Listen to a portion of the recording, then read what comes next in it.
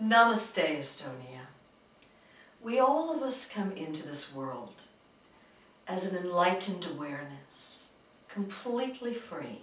Our essence is absolutely whole. We actually experience ourselves as this vast field of enlightened awareness, and all of life is occurring in this that we are.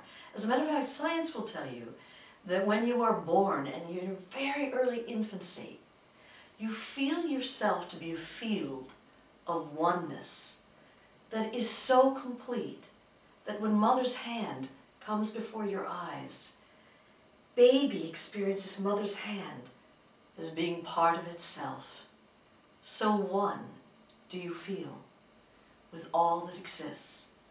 But unfortunately, through the natural course of life's pains and trials, this enlightened awareness that is here, it gets covered over by a series of shutdowns and blocks and lies and layers, and we lose sight of this naturally free, enlightened awareness, this divine potential that we are.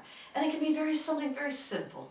It can be the kind of thing that you're 3 years old and you're crying about something, and your mother says, come on, come on, come on, dry your tears. And the little infant gets it. Oh my God, I'm not supposed to feel, at least not these emotions that have the tears. And the first shutdown happens. Or it can be the kind of thing, I remember I was 8 years old, and we had a violent background in my home life, and so the way I used to escape was into books.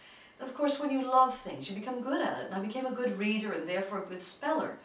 And I got chosen to represent the third graders, the 8-year-olds, in a spelling contest called a spelling bee.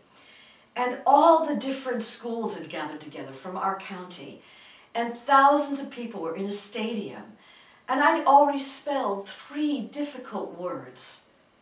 And then they gave me one of the simplest words in the English language, the word fleet.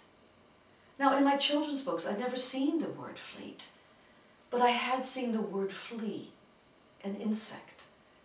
And so I just stood there in front of these thousands of parents and children and students and teachers, and I said, F-L-E-A-T, and the whole stadium was hushed. And then all at once, it erupted into laughter. No one had given me a manual. How do you deal with mass humiliation in front of your peers? And I looked to my mother, who was sitting in the 3rd row, for support, and she looked at me as if I was the greatest disappointment in her life.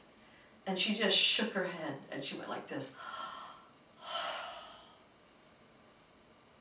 I didn't know what to do in the face of this, and it was like this huge wall just came slamming down. And I retreated to go sit back with all the other losers, and I decided that day that I would never be smart enough. I'd never amount to anything. Layer upon layer of these shutdowns happened. I can remember when I was 16 years old, I fell in love with my first boyfriend, and I tried to impress him, and you know what it's like. You try to impress somebody, and you make an absolute fool of yourself, and that's exactly what I did. And I watched the first love of my life just running out of my life. And that day I decided I would never be lovable. I'd never attract someone that I was attracted to. I wasn't worthy of love. Layer upon layer upon layer. And then when we get to be adults, in all of our cultures, we're all trained to do the same thing. We cover over all these layers with this hardened veneer, this polished veneers that says, no, no, I'm an adult, I've got it handled, I've got my life together. And we present this hardened veneer to the world. And then we wonder why it is everyone thinks we're so full of, you know what. Well, as adults, we wonder, why is it I have this longing, this call coming from the very depths of my being, to come home to some largeness of being that I sense, some freedom, when we have a longing for enlightenment. We have a longing to experience that wholeness, to experience the divine potential, which we all of us come in as. And so we end up seeking, and if you're like me, that's what I ended up doing. I ended up studying everything in personal growth and reading books and going to seminars and taking lectures. And then I would travel around the world, meeting with all the different enlightened masters and doing the practices, doing the mantras, doing the yogas.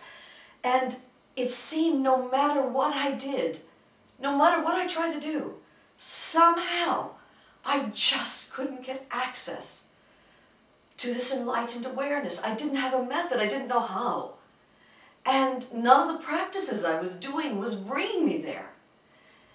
And then very often, if you're very lucky and you have a thirst like we have to awaken and to heal and to discover the greatness of your being, well, then life will give you a wake-up call. And these wake-up calls, they come in so many different forms. They can come in the form of a loss of a loved one or a war. They can come in the form of a divorce, or in my case, it came in the form of a serious illness, where for a moment you get it, that you're just going to have to get real. And you crack through that hardened veneer that you've been projecting to the world.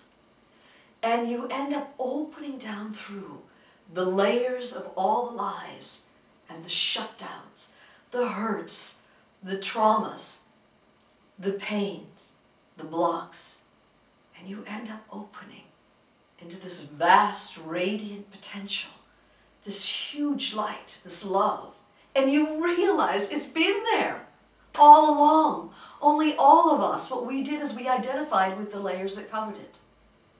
And then if you get to be very lucky, as I have been more lucky than I could possibly thank God, grace, the universe for, you so fall in love with the truth inside you that you will do anything to clear whatever blocks you, whatever shuts you down, whatever obscures you, whatever veils you, so that this radiant potential, this enlightened awareness, this huge field of love that you are, that is your essence, that is your soul, can live your life. And so your soul is what's calling you home. Brandon Bayes isn't calling you to the journey. It's the love inside you, the truth inside you that's calling you home. And the journey is just a method to open into this divine potential, into the enlightened awareness, to awaken and start living from the freedom of who you are. And in this divine potential is a huge healing presence that's capable of healing any aspect of your life.